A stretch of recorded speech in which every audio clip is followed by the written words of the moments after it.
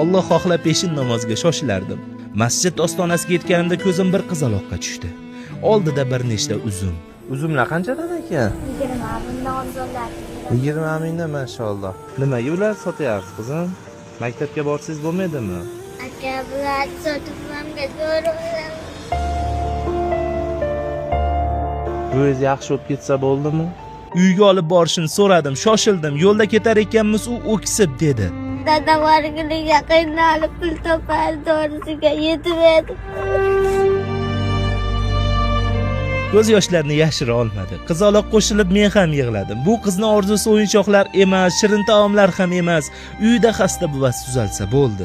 Uyga bordik. Otasini ko'zlarida og'ir dard. Dada, yordam berishadi bizga. Assalomu alaykum ojorat, tuymisiz? Buvilar 10 yildan beri Parkinson kasalligi bilan bir joyda yotibdi. Kasallik tinkasini quritgan, holati juda og'ir.